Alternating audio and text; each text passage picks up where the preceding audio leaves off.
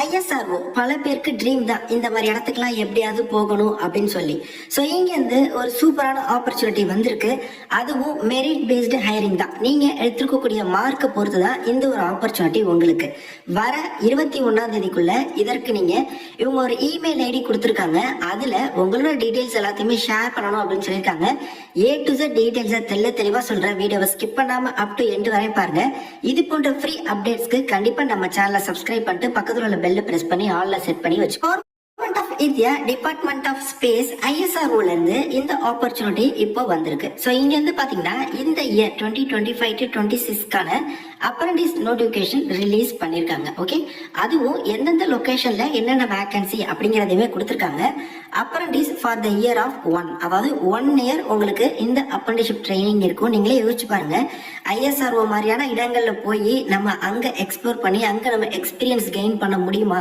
So அதற்கான ஒரு entry தான் இந்த அப்ரண்டிஸ். இங்க வந்து பர்மனன்ட் ரோல் வேலையும் வரும், பட் இப்போதைக்கு இந்த அப்ரண்டிஸ் அப்படிங்கிற ரோல் தான் வந்து இருக்கு. ஓகே, ஸோ ஃபர்ஸ்ட் வந்து பாருங்க, கிராஜுவேட் அப்ரண்டிஸ் ட்ரைனிங்ல எடுக்கிறாங்க.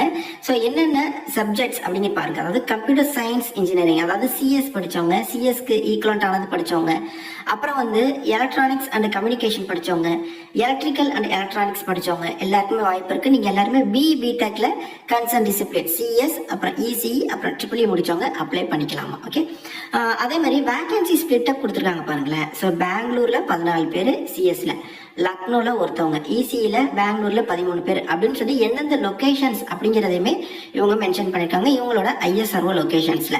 அடுத்து பாருங்க, மெக்குக்கு ஏரோநாட்டிக்கலுக்கும் வேகன்சி இருக்கு. பெங்களூர்ல 4, இங்க ஒரு 2 வேகன்சி வந்து இருக்கு. அப்புறம் லைப்ரரி சயின்ஸ்ல ஒரே ஒருத்தவங்க எடுக்கிறாங்க, பெங்களூர்ல இருக்கு, 9000 ஸ்டைஃபண்ட். அப்புறம் அதுக்கு வந்து மாஸ்டர்ஸ் வந்து லைப்ரரி அண்ட் இன்ஃபர்மேஷன்ல படிச்சிருக்கணும் அப்படின்னு எக்ஸ்பெக்ட் பண்றாங்க. ஸோ இந்த கிராஜுவேட் அப்ரண்டிஸ்க்கான மாத ஸ்டைஃபண்ட் 9000. 1 இயர் உங்களுக்கு இந்த ஆப்பர்ச்சுனிட்டி இருக்கும். இந்த 1 இயர்ல நீங்க நிறைய நியூ திங்ஸ் லேர்ன் பண்ணலாம், நிறைய எக்ஸ்பீரியன்ஸ் கெயின் பண்ணலாம். அடுத்து பாருங்க, டிப்ளமோ அப்ரண்டிஸ் ட்ரைனிங், அதாவது டிப்ளமோ முடிச்சவங்களுக்கு. ஸோ இவங்களுக்கு மாதம் 8000 ரூபாய் ஸ்டைஃபண்டா தராங்க. இதுக்கு வந்து நீங்க டிப்ளமோ முடிச்சிருக்கணும். பிரான்ச்சஸ் கொடுத்துருக்காங்க, மெக்கில் electrical and electronics, I mean triple E, அப்புறம் எலக்ட்ரானிக்ஸ் அண்ட் கம்யூனிகேஷன், இசிஇ, அப்புறம் சிவில், கம்ப்யூட்டர் சயின்ஸ் எல்லாருக்குமே இருக்கு. ஸோ நமக்கு நியர்பை பெங்களூர், ஸோ பெங்களூர்ல வேகன்சி இருக்கா அப்படிங்கிறத பார்த்துட்டு நீங்க ட்ரை பண்ணுங்க. அதே மாதிரி கமர்ஷியல் பிராக்டிஸ் அப்படிங்கிறதுலையுமே ஒரு 5 வேகன்சி வந்து அலோகேட் பண்ணியிருக்காங்க பெங்களூர் லொகேஷன்ல. டிப்ளமோ இன் கமர்ஷியல் பிராக்டிஸ் வந்து நீங்க முடிச்சிருக்கணும் அப்படின்னு சொல்லியிருக்காங்க. அது ஒரு குறிப்பிட்ட ஒரு படிப்பு அது. அதே மாதிரி ஐடி முடிச்சவங்களுக்கும் ஆப்பர்ச்சுனிட்டி இருக்கு. எலக்ட்ரானிக்ஸ் மிஷினிஸ்ட், ஃபிட்டர், வெல்டர் அப்படின்னு சொல்லி கன்சர்ன் டிசிப்ளின் ஐடிஐ முடிச்சிருக்கணும். மாதம் 7000 ரூபாய் உங்களுக்கு வந்து ஸ்டைஃபண்டா தராங்க. எப்படி அந்த ஆப்பர்ச்சுனிட்டிக்கு செலக்ட் பண்றாங்க அப்படின்னா, செலக்ஷன் ப்ரொசீஜர் பாங்க. நீங்க எடுத்துக்கக்கூடிய மார்க், இப்ப டிகிரி வச்சு அப்ளை பண்றீங்கன்னா உங்களோட டிகிரியில நீங்க எடுத்துக்கக்கூடிய ஓவரால் பர்சன்டேஜை பொறுத்து மெரிட் லிஸ்ட் ரெடி பண்ணுவாங்க. ஸோ அதுல உங்க நேம் இருக்கு அப்படின்னா நீங்க வந்து டாக்குமெண்ட் வெரிஃபிகேஷனுக்கு நீங்க போகிற மாதிரி இருக்கும். ஸோ முழுக்க நீங்க எடுத்துக்கக்கூடிய மார்க், ஐடிஐனா ஐடிஐ, டிப்ளமோனா டிப்ளமோ, அதில் எடுத்துக்கக்கூடிய ஓவரால் மார்க்கை பொறுத்து இந்த ஆப்பர்ச்சுனிட்டி வழங்கப்படும் அப்படின்னு சொல்லியிருக்காங்க. டாக்குமெண்ட் வெரிஃபிகேஷன் எல்லாத்துக்குமே நீங்க கன்சர்ன் பெங்களூர் ஆஃபீஸ் போற மாதிரி இருக்கும். அதற்கான அலவன்ஸ் எல்லாமே வந்து நீங்க தான் பார்த்துக்கணும். ஓகே, எப்படி அப்ளை பண்றது அப்படின்னா, இமெயில் ஐடி கொடுத்துருக்காங்க. ஓகே, அந்த இமெயில் ஐடிக்கு உங்களோட இமெயில இருந்து நீங்க வந்து அவங்களுக்கு மெயில் பண்ணுங்க. இமெயில் அனுப்புவோம்ல, அப்போ சப்ஜெக்ட்ல application for above mentioned apprentice category அப்படின்னு சொல்லி மென்ஷன் பண்ணி நீங்க இமெயில் சென்ட் பண்ணணும். அந்த இமெயில் வர 21 நீங்க வந்து அனுப்பணும். ஓகே, இமெயில் அனுப்பணும்னு சொன்னேன். எந்த இமெயில் ஐடிக்கு அனுப்பணும்? பெங்களூர் இதுக்கு நீங்க சூஸ் பண்றீங்க அப்படின்னா இந்த இமெயில் ஐடிக்கு நீங்க அனுப்பணும். இதெல்லாம் வந்து வேற லொகேஷன், இதை விட்டுறலாம். பெங்களூருக்கே ட்ரை பண்ணுங்க. இந்த இமெயில் ஐடிக்கு அனுப்பணும். என்னத்தை அனுப்பணும் சொல்றேன். ஸோ இதுல நீங்க உங்களோட 10th மார்க் ஷீட்டோட soft copy, okay, hard copy கிடையாது, ஸ்கேன் பண்ணி அதை வந்து நீங்க PDF ஃபார்மேட்ல நீங்க அவங்களுக்கு அனுப்பணும். ஃபர்ஸ்ட் வந்து 10th, அப்புறம் வந்து 12th படிச்சிருக்கீங்க அப்படின்னா 12th, இல்ல ஐடிஐனா ஐடிஐ, இல்ல டிப்ளமோனா டிப்ளமோ. அடுத்து டிகிரி பிடெக்கோடது, டிப்ளமோடது, ஆல் செமஸ்டர்ஸ், அப்புறம் இயர், எல்லா semester wise mark sheet, overall mark sheet, completed எல்லாத்தோட சாஃப்ட் காப்பியும் நீங்க அனுப்பணும்.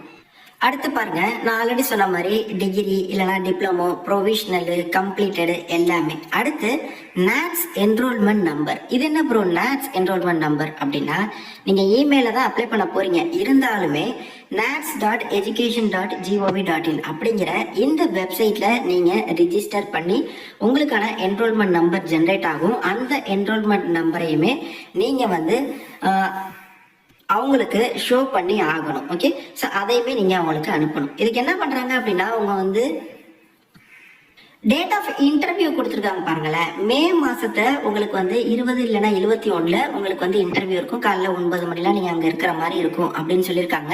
ரிட்டன் எக்ஸாமினேஷன்லாம் கிடையாது. அங்க போனீங்கன்னா டாக்குமெண்ட் வெரிஃபிகேஷன், அப்புறம் வந்து சம் பேசிக் கொஸ்டின்ஸ் இந்த மாதிரிலாம் கேட்க பாசிபிலிட்டி இருக்கு. ஸோ இதுக்கு வந்து 2022, 23, 24 பாஸ் அவுட்ஸ் மட்டும்தான் எலிஜிபிள். அது பிபிடெக்கோ, டிப்ளமோவோ, ஐடிஐயோ இந்த 3 வருடங்கள்ல பாஸ் அவுட் ஆனவங்க மட்டும்தான் இதற்கு வந்து நீங்க எலிஜிபிள். அதற்கு முன்னாடி பாஸ் அவுட் ஆனவங்கலாம் எலிஜிபிள் இல்லை. இப்போ அப்ளை பண்ணுறதுக்கு அப்ளிகேஷன் ஃபார்ம்லாம் கிடையாது. நான் சொன்ன அந்த NATS போர்ட்டல் nats.education.gov.in இந்த போர்ட்டலில் நீங்கள் ஸ்டூடெண்ட்டாக ரிஜிஸ்டர் பண்ணி என்ரோல்மெண்ட் நம்பரை எடுத்துக்கோங்க. உங்கள் மெயில் ஐடியிலேருந்து ஒரு நியூ மெயில் வந்து கிரியேட் பண்ணுங்க. இந்த மெயில் ஐடிக்கு நீங்கள் அனுப்பணும். சப்ஜெக்டில் நான் சொன்ன இந்த லைனை நீங்கள் மென்ஷன் பண்ணிடணும். Application for above mentioned apprentice category அப்படின்ட்டு மென்ஷன் பண்ணிட்டு இந்த டாக்குமெண்ட்ஸோட சாஃப்ட் காப்பீஸ் எல்லாத்தையுமே நீங்கள் வந்து பிடிஎஃபாக அவங்களுக்கு கொடுத்துடணும். இதில் நிச்சயமாக அந்த NATS என்ரோல்மெண்ட் நம்பர் அந்த போர்ட்டல் ரிஜிஸ்டர் ஆனதுக்கப்புறம் ஃபைனலாக ஒரு சப்மிட்டட் அப்ளிகேஷன் மாதிரி ஜென்ரேட் ஆகும். அதையுமே நீங்கள் வந்து இதில் கொடுத்துடணும்.